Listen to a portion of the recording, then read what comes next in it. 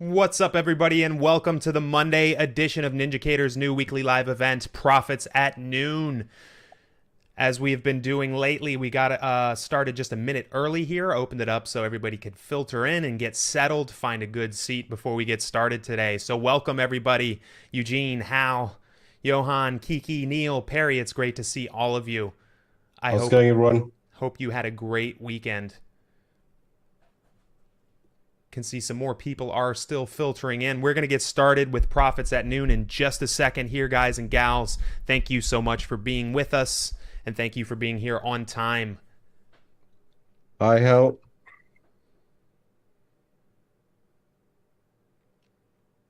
Awesome. Just going to give it another second here, guys, and we are going to get started with today's Profits at Noon. Richard is going to give you our levels to lock, as well as the analysis and what you can expect for the week ahead. We are, of course, live 3 days a week, Monday, Wednesday, and Thursday, all at noon Eastern time. So we do encourage you to join us in these follow-up sessions as you're able to do so. Awesome. Well, it looks like we have a pretty good core group coming together here, so we're going to kick things off. So welcome to Profits at Noon. My name is Nate. Co-hosting these sessions with me is our very own Richard Krugel. We're going to get started in just a second here, and I also want to just quickly let you guys know that Richard will be covering our levels to lock here. We hope to have some updates on a newsletter and some other things we're working on behind the scenes for that, so definitely stay tuned. Very cool. We're going to give you some actionable analysis here so that you can follow this analysis across these sessions, see these trades, these setups, and see everything in action. So without further ado, I'm going to bring in Richard Krugel. He is going to kick off the analysis for today's session, and I will check in again and make sure that we get some Q&A before we wrap today's session. Richard, to you, sir. Thanks, Nate. Hello, everyone. Welcome back. Start of a new month already, right? Pretty crazy. It's going to be a bit of a shorter one. Good Friday coming up.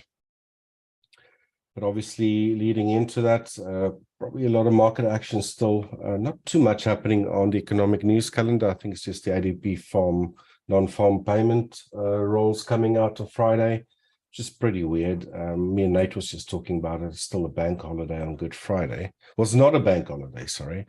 But the markets will be closed according to the CME and all the websites.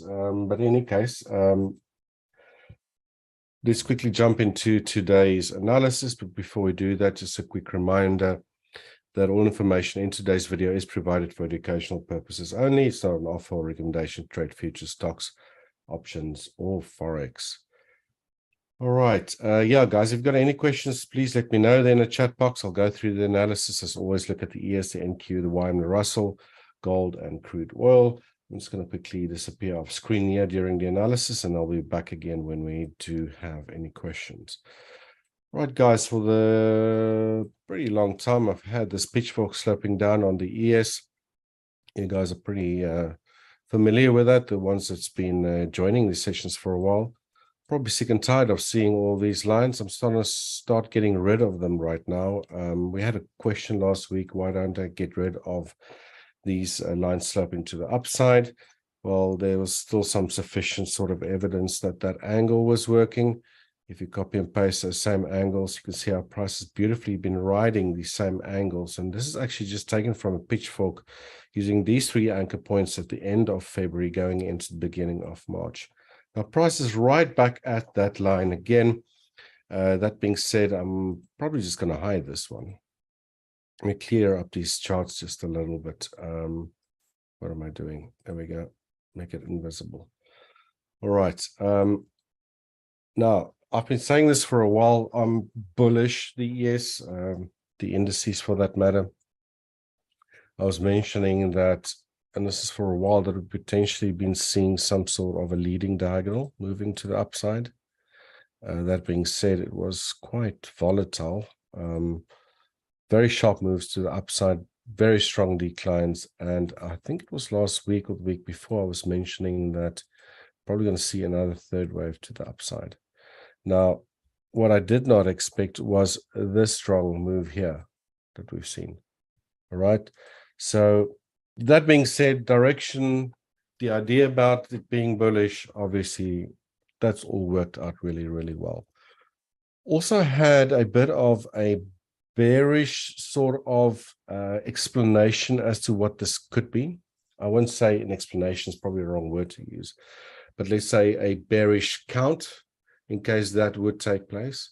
But I'm not going to be entertaining that idea until price vigorously would break below 3,980 and 3/4, which were these lows are set at the end of last month. But that being said, the bearish sort of idea was that this was some sort of a triple zigzag formation to the upside. I'm not going to go into the internal waves here. If that is the case, then we should see a very strong decline very soon. And I don't think that's going to happen. But like I mentioned previously, you know, I really want to always have a plan B in the back of my head. And what, you know, if you have, let's say, a bearish alternative count, what would you be looking out for if that would start playing out? And again, that number or that level 3,980 and 3/4, in my case, needs, in my opinion, needs to be broken. The first sort of indication, let's say price finds resistance somewhere right now, will potentially start being a 5-wave build-up on a smaller time frame. Maybe a little bit of a price mucking around a little bit to the upside, and then you get one hell of a strong impulsive wave to the downside. Now, we won't even really know that that's in play until we either get a 5-wave sequence or price just starts dropping like a stone from current levels, which has also not been something that's, you know, that weird as of late. I would say last year, even this year. I mean, lots of volatility. You have these strong waves to the downside, strong moves back to the upside. So a very, very difficult sort of to make sense from a pattern perspective what's going on. That being said, I'm going to stick with the bullish scenario, with this all being a leading diagonal. One thing we got to be careful of is that prices reach the top of a channel right now, and that's taking this low here that was set in, when was this, around, I think, the 13th of last month, to this low. If you want to mimic this on your own chart, the 24th of last month to this high over here, which was on the 22nd of last month. All right, so prices now reach that upper median line, or sorry, not median line, channel line, which could potentially act as support. All right, again, expecting that we might see a decline at some stage. This could potentially be an area where that is going to happen from. We also looked at a FIB retracement level last week. Using these highs, it was set at the end of Jan, beginning Feb. Just get that high properly. Let's draw it to this low. And last week, we were looking at the 61.8 price, had no issue breaking through that. But it's now since also reached 78.6, which is about at 4,156, give or take. We also have today's R1 at 4,162. Price mostly been above today's pivot point at 4,120. That being said, not unusual to see wicks testing an area, but here we sort of have a bit of a confluence between a FIB retracement level and this upper channel line. So potential area of resistance. Not sure if price is actually going to have the legs to reach our projected range high, which today is at 4,179 and 3/4. But that being said, this move has been really, really, really strong. But yeah, no issue for price breaking above 61.8. But now it's 78.6, and that upper, what's its name, channel line, this might be an area where we find resistance, or let's say the ES finds resistance. Okay, so in the bigger picture, for me at least, I'm still bullish. Would really need to start seeing price action decline very fast from current levels to change that idea. Before I look at NQ, I just quickly want to show you something on the bigger picture, and this is set to daily on the ES. And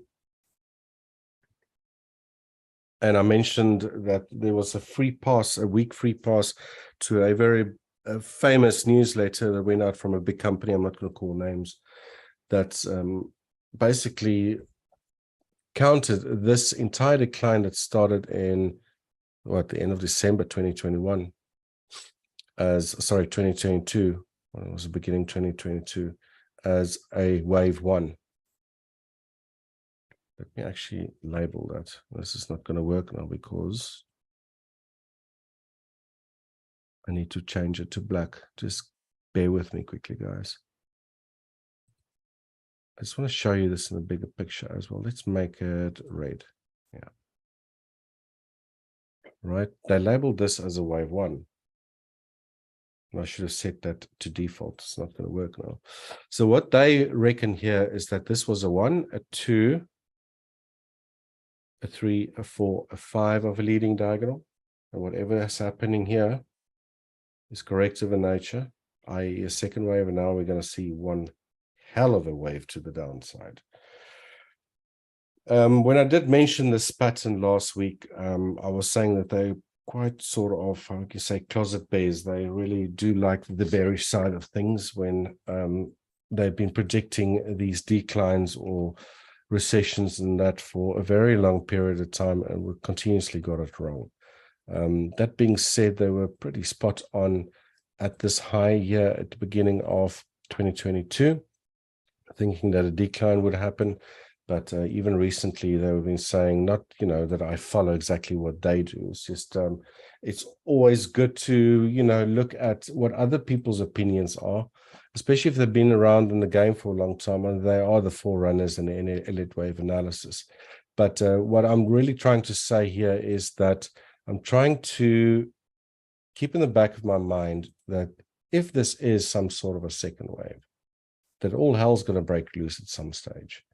Rather than just, going with that and installing fear in the back of our minds, etc., we need to start thinking about that this is a possibility, yes, but what would need to happen for that possibility to, start becoming a bit more of a reality is what I'm trying to say here.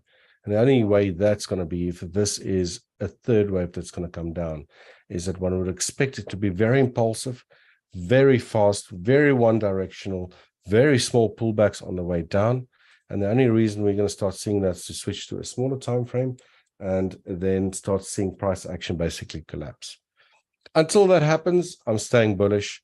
So again, not trying to scare you guys here at all. It's just I want to show you what other traders, some sort of respected traders also thinking at the moment. So long have everyone been saying that there is a recession currently underway. Things are going to go to crap pretty much. And although there was sort of glimpses of that happening, price every single time has been very resilient and been moving strongly back to the upside, especially after this low here at the beginning of March. So just take note, we have the 78.6 for retracement level, and we got that upper channel line there. So this might be an area where we find resistance currently. All right, so we're talking a lot about the ES. I know quite often I do that because I'll go quite quickly through the NQ, the YM, just because they kind of, all follow each other, although the price structure might be a bit different. Obviously composed of different stocks that make up these indices. But, I quite like doing bigger picture analysis on the ES. So same thing on the NQ. Also been obviously very strong back to the upside. You can see that price took out these highs on the 2nd of Feb this year. Where you look at those highs on the ES, it's not happened yet. All right, so obviously NQ showing a lot of strength versus the ES, but same sort of thing here. Also expecting this to be bullish, or thinking that it is, but also I think the time is ripe that we're potentially going to see a larger decline at some stage, but I'm going to treat that as corrective unless we see very sharp, strong declines on smaller time frames that leads up by, let's say, smaller time frames building 5 waves corrective and then get very strong declines. All right, so NQ's mostly been hovering around today's pivot point at about 13,225. I didn't really expect much fireworks today. I think we're going to potentially have just a quiet session going into the end of today. Who knows, maybe even the end of this week, but we'll just have to wait and see. We'll obviously be back Wednesday again with another profits at noon as well as Thursday. YM, also for the longest time, not been a big fan of trading the YM for quite a while, just because it's been stuck here in quite a tight range. Again, obviously last week and the week before, price started breaking out. Again, nice strong move back to the upside. R1's already been reached at, let's actually rely on that label at the moment, 33,726, somewhere around there. Might actually reach the projected range high today, just because it's actually way closer here on the YM than on the NQ. We also got R2. So the projected range high is at 33,869. And we also got R2 at 33,905. That could potentially be an area where the YM pulls back into, or not pulls back into, actually reaches. All right. Same thing on the Russell. Also was pretty strong, not strong, pretty wide range that was trading in for quite some time. Now it has finally broken above that. Price being above today's pivot point at 1,803. For most of the day, really nearly reached R1 at 1,828, and it's now testing that pivot point again. Right, I think the two most interesting markets for me currently is gold, and I don't know if you guys seen what happened to crude oil today. Last week, before we look at crude oil, I've been saying that gold potentially been trading within a triangle. Now, sort of towards the end of last month, I was saying that we need another move up that should fail to break above this high here that was set on, when was it, 23rd of March. That did happen. We've seen another decline. And I said, if that fails to break out this low, then we potentially got a high probability triangle on gold, which would mean that another move to the upside, potentially challenging these highs that was set on the 20th of last month, could become a possibility. The only problem I have with this triangle, and it does obviously not look like that triangle has completed, is that we could still see this, where in fact the triangle is potentially still underway. And one reason I say that is that I feel that these waves, the internal waves of a triangle, took very, very little time to form. And quite often, if you look at the bigger scale, we're looking at a 4-hour time frame here, especially after very strong moves like this. You do have, triangles in between those smaller time frames, etc., etc. But quite often, I like to see on triangles 3 waves. And yes, you're not always going to get this, especially during times where, things are very volatile and so forth. But thus far, without going into the time, I think it's just these little internal waves were very short-lived, if that is what I'm pretty much trying to say here. That being said, price did find resistance or support last week, and it is now shooting back to the upside. In the bigger picture here, before I look at crude oil, I've been saying this for a while. Be careful of triangles, because they quite often are the penultimate corrections prior to a high or a low, meaning that they tend to form at the end of trending markets. Now, this is only looking at a 4-hour. I think on the daily, the triangle will also be there. On the 4-hour, it's nice and visible. But my main concern here, just before I look at crude oil, is that these internal waves were very short-lived.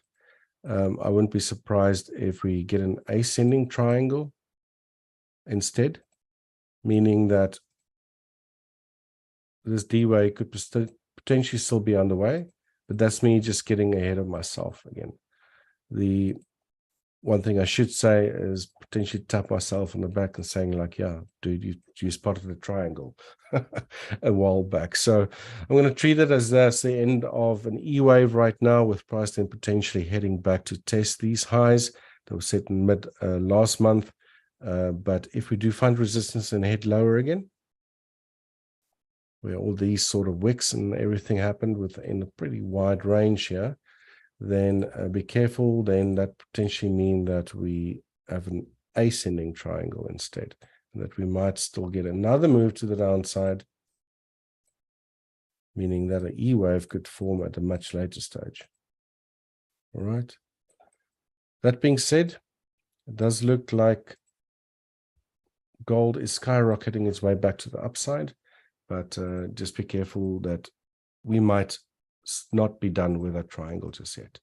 Prices are however very close to those previous highs, but if this is a triangle, which it does obviously look like it could be or was, which it would have been one if the E wave already ended, obviously, is that if we do pip these highs, that might actually lead to the last sort of high in this sequence that we've been following to the upside for quite some time. All right. Meaning that we potentially have seen a 1, a 2, a 3, a 4, a 5, and then get a much larger decline at some stage. All right, now we've had all the stuff with the banking sector collapsing, all that sort of things. So a lot of people flee to the gold again, that sort of things. But I know they've already been boasting in the headlines that this whole banking thing's been dealt with really well. They're all tapping themselves on the back. So maybe that fear is going to start subsiding unless, most investors start seeing through all this crap they're talking about. And, fear subsides, gold punches a new high, and then we see a reversal. There's definitely a possibility. So I think that potentially could have been the end of the E wave. Just be careful if we do see another move back to the upside, that we could find resistance within this area. We also have the projected range deviation 2, as well as R2 today at around 2013. Does look like price is gunning for that, although it's already taken out today's projected high deviation at 2004. That brings us to crude oil. I've been saying for a while we expected this to be corrective in nature, and there goes the Saudis. I think it was over this weekend. Apparently, after a comment that one of the US senators made, they decided to move to cut production. Now, who would have thought that would happen? Obviously, and this is why we always got to manage our risk properly and also be, flexible enough to change our opinions if something else happens. I don't think any one of us predicted this would happen, and look at this one hell of a gap that we've seen to the upside on crude oil. I mean, price completely gapped through an area where we thought we might see resistance step in. I think it was around here at that 61.8 area, and also price when it potentially reached this upper median line. It actually did in the close of last week, and then boom, when trading resumed this week, one hell of a boost to the upside over there. Big gap. So that gap might get filled at some stage, but to be dead honest with you, is this still all corrective? Is this now a start of a much higher move to the upside? Who knows? That being said, I'll let crude oil calm down for a day or so. Could potentially be a nice candidate to trade using the levels to lock. Again, which should be hopefully, that newsletter should hopefully be ready at some stage. And then, play towards these levels on an intraday basis. But that being said, in the bigger picture, crude oil, we've been saying for a long time, potentially going to still move lower. It did do that. We'll look at this hell of a gap here on the daily. Price now reached this 50% dashed median line, which is this one over here, which acted as resistance quite a few times, and a support, resistance, but very, very messy price action. This might be an area where resistance steps in now again. Maybe we're going to see a gap fill.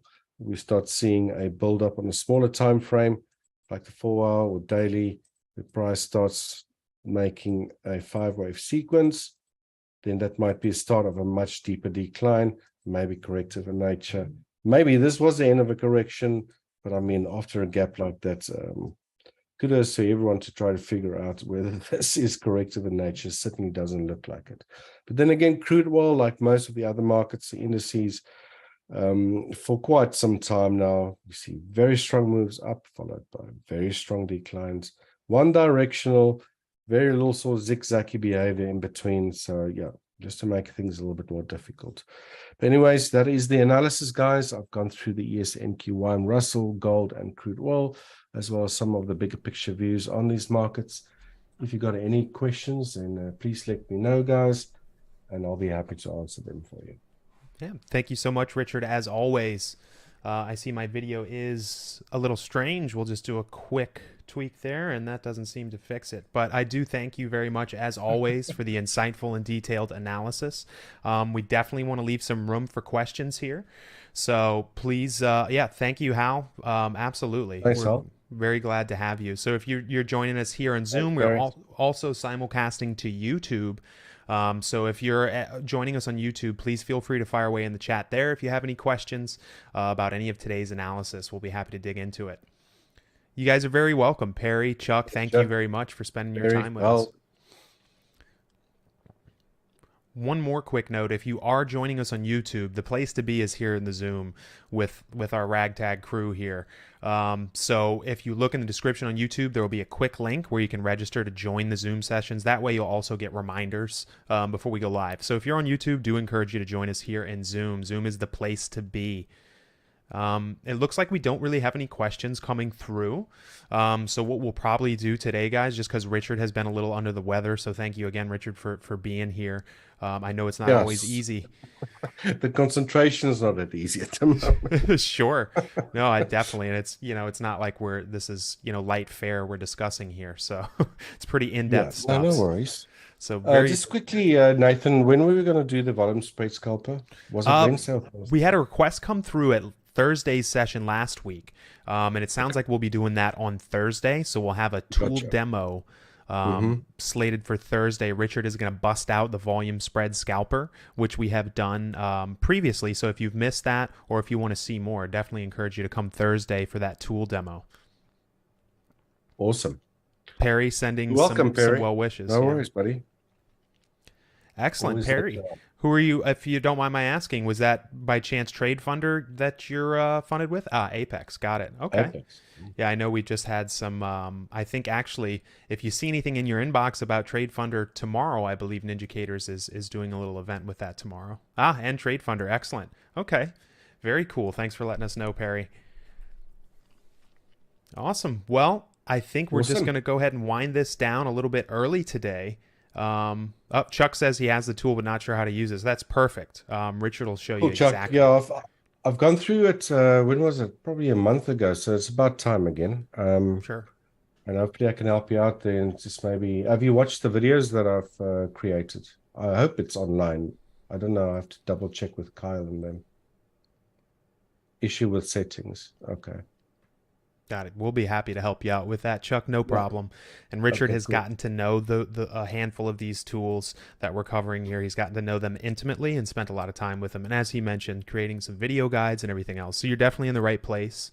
And then, of course, if you ever hit a snag when you're not in a live room with us or, elsewhere, please feel free anytime to reach out to our support. That phone number is plastered all over the website. So if you're ever in a situation where you need some support and we're not here with you live or anything like that, always please feel free to reach out. Excellent. Well, Richard, I didn't have a cheesy joke prepared for today, so everyone might be spared for my terrible pun. So I'll work on something for Wednesday. So you have that to look forward to Wednesday, as well as obviously updates on all the markets, all the analysis we covered here today. So thank you again, everyone who has joined us, whether you're here in Zoom or joining us on YouTube. Thank you for spending your time with us on the Monday edition of Profits at Noon. Just a quick reminder, this is Ninjacators' new weekly live event. We are going live 3 days a week, Monday, Wednesday, and Thursday at noon Eastern. So definitely encourage you to join us for these follow-up sessions, and we'll have some updates for you on Wednesday. In the meantime, everybody have a great week. And as mentioned, if you need anything until until you see us again, please feel free to reach out to us directly, and someone on our team will be happy to help. But yeah, have a great week. In the meantime, we'll see you again on Wednesday. Thanks, everybody. Thank you, Richard. We'll see you soon. No worries. Thanks, Nate. Cheers, everyone. See you on Wednesday. Have a good one. Goodbye. Bye-bye.